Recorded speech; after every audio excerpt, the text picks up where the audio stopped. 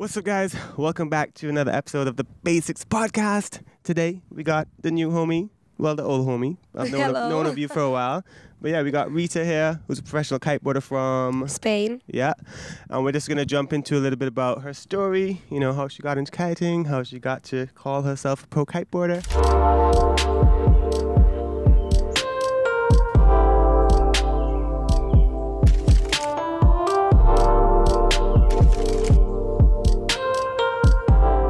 Welcome to the podcast, Rita. Thank you. How's it going? It's very good. Like, it's been windy so far, sunny days, and a lot of kite sessions. Yeah, can't ask for much more on a kite trip, right? I think it's perfect. Cool. So yeah, I usually like to start off by just kind of going into your backstory a little bit, you know. How did you get into kiteboarding? What started this whole journey of you, kiting as much as you can every day? Right. So before I was windsurfing from 10 to 15 years old, and then my dad was the first to start kiteboarding in Spain. So and my mom was windsurfer.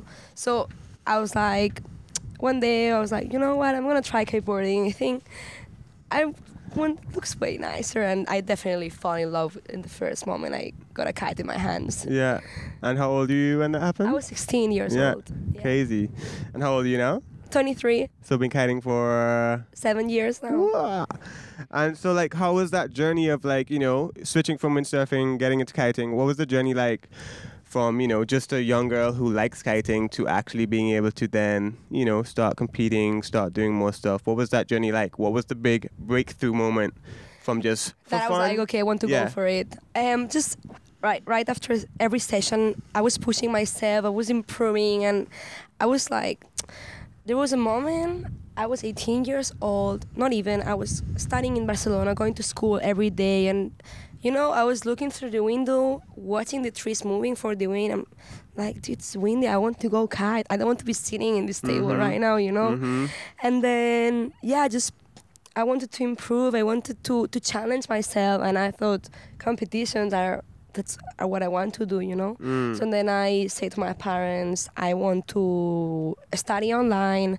I want to start working, save some money, and travel around the world to train, create content, and compete. Yeah, crazy. So like competition was kind of what you always wanted to do, to just challenge yourself and push yourself to get better. Yeah.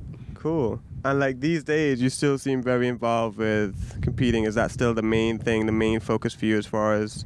Well, it's changing because social media is such a big tool that you can get to reach so many people and spots, and it's not only about competing. I still have a lot of fun competing. I compete against myself. I want to do the best as possible. There's a boat passing by. Yeah, little background boat. That's what happens when you do interviews outside. But yeah, maybe we'll wait a little bit just for it to kind of rev out. Should be fine now. Okay. Cool. So, and like, how's the competition been going? What is the competition scene like now? Because I know from the outside, I don't really compete that much, but I do pay attention to what's happening. It seems like it kind of went through a few rough patches over the years. How is the actual competition scene now? Is it starting to get its legs again, or? So we've been having some changes in the tour. The owners, they changed the name, and everything was different. We had 2 different tours, and now we're back. We have the World Kiteboarding Championship tour. We have 3 stops this year, and it's pretty consistent. And for next year, we're gonna have few stops as well. They almost confirmed. Looking forward to that. Yeah. Yeah. Even the low moments we had in the freestyle tour, the thing is we stick all together. So that's all the riders. why we can create a new tour and no problem. Cool. And so as a pro kiteboarder, is competitions the main way you make money, or do you have a lot of good relationships with sponsors? Because it's always interesting kind of hearing how we're able to maintain. Because I mean, if you're not top 3 on the tour, you're not making that much money. So it's super involved to be close to the sponsors, and as well social media. It's very important. For me, at least, it's one of my biggest tools for promoting my sponsors and myself.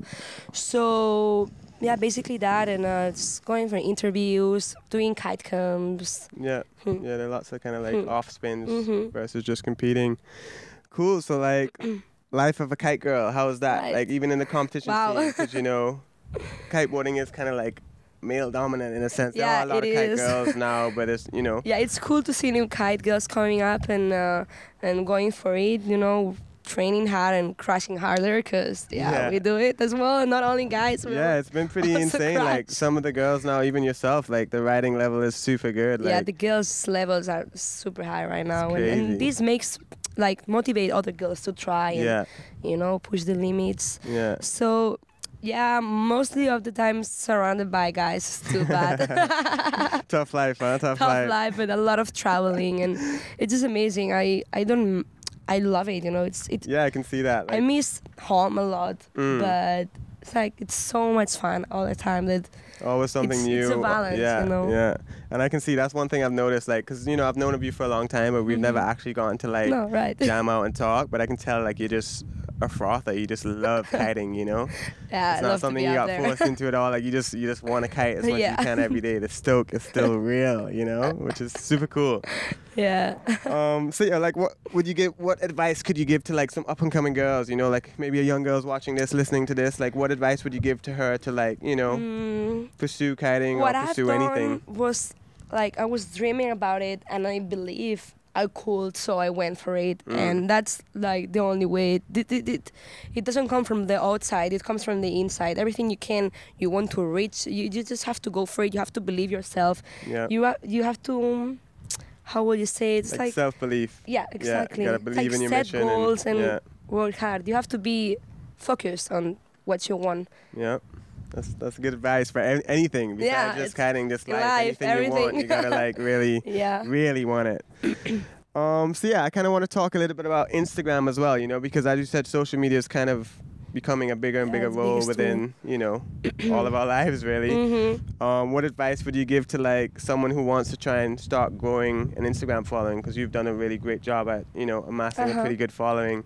What are some tips and tricks for us other people to, like, try and, start growing an audience? And Yeah, I'm always worried that I ask my friends, am I really showing the person I am in the social media? Because I want to be myself. I don't try to copy anyone. I just want to, like, these stories, I think they're pretty good because stories are amazing. You 'Cause can it's really, real life. Yeah, you can really show what you're doing, how you deal with life in the problems or in the situations. Yeah, I post a picture, whatever. You can add a text. You can explain yourself a little bit. Yeah. As well, my English is not perfect, so Yeah. I also try to do more Insta stories. Yeah. And yeah, just be yourself and create different content, variety. Yeah, and just be true to yourself. But, like, but what was your big moment? Because, we all start at zero. What was the, like, was it just over trickle? Yeah. And just interviews, being in magazines, making videos. Yeah, just constantly getting exposure from everywhere and being leading very them back. constant. Cool. Very interesting. And yeah, I saw recently you were kind of involved in a movie in Cape Hatteras. It was called Send It. Yeah. So what's that all about? Well, so this is basically a Hollywood movie that it's there's kiteboarding in the background. So I don't know. I don't want to tell much though. Can't say too much. It's gonna. But basically, it's a, like, big Hollywood movie that's kind of like it's based big around Hollywood movie. kiteboarding and big. I mean, real actors, real director. yeah.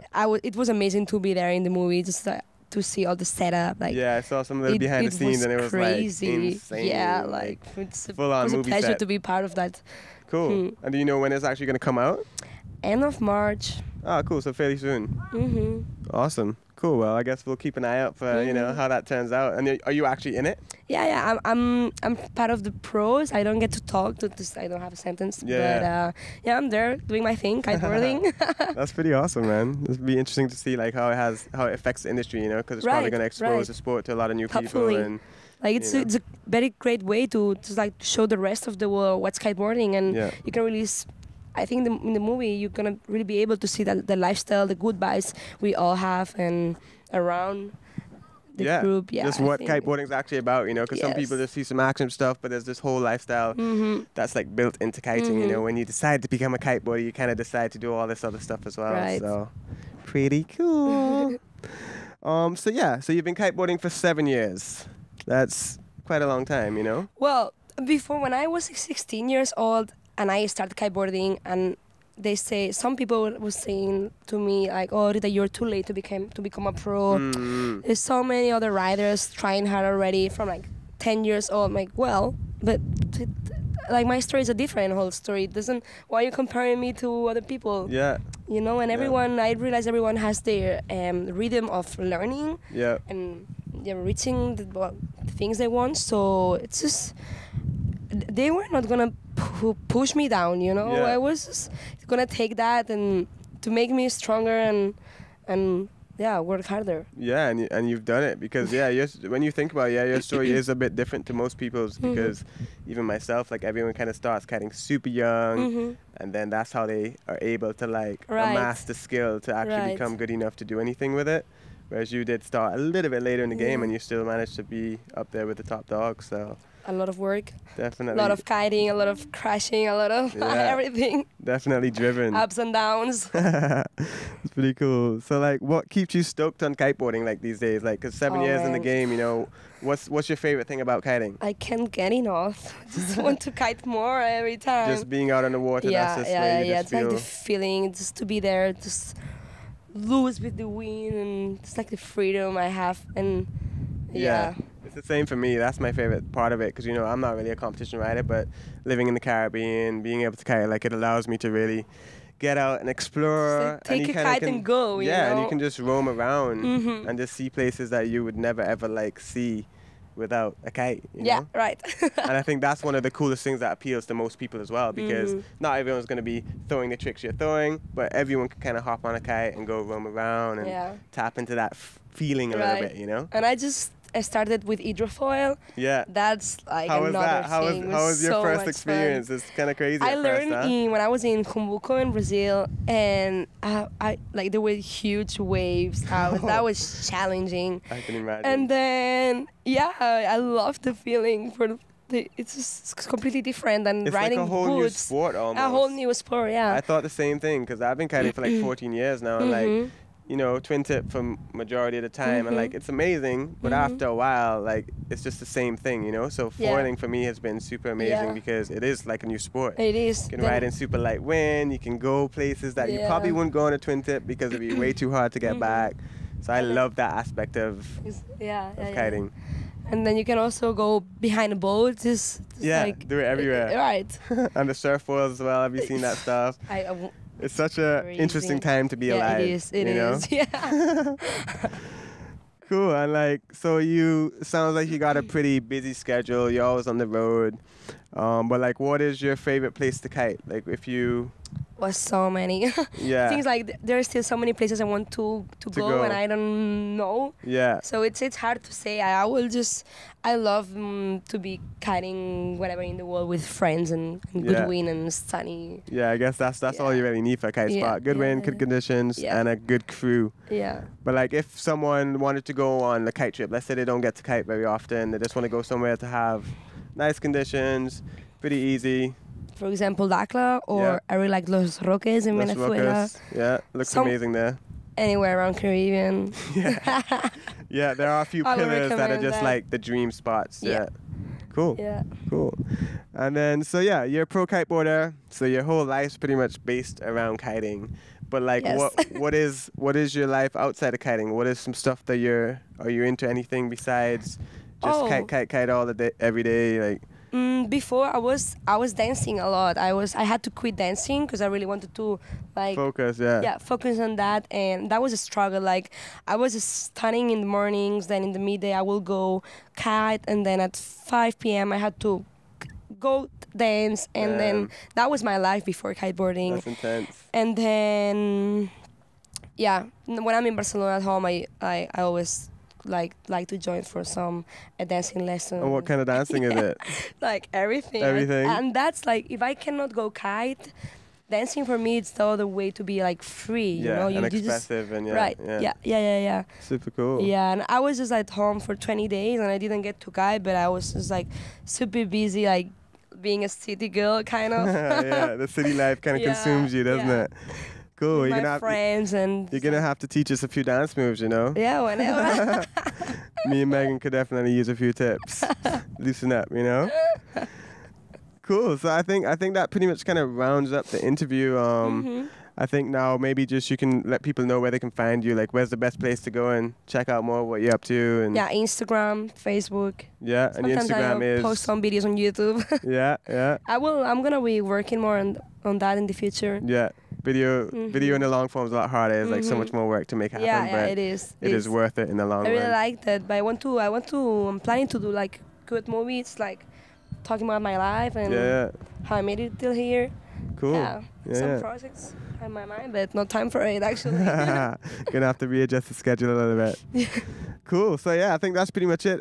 Big thanks for tuning in, guys. If you enjoyed the episode and you want to check out a bit more of what Rita's up to, if you're on YouTube, all that stuff will be linked down in the description below. But that's pretty much it, guys. Big thanks for tuning in, and we'll see you guys in another episode. Peace, love, and big ups. Awesome, Rita. All right. That was fun. Thanks, Jake. It's always a bit interesting, you know?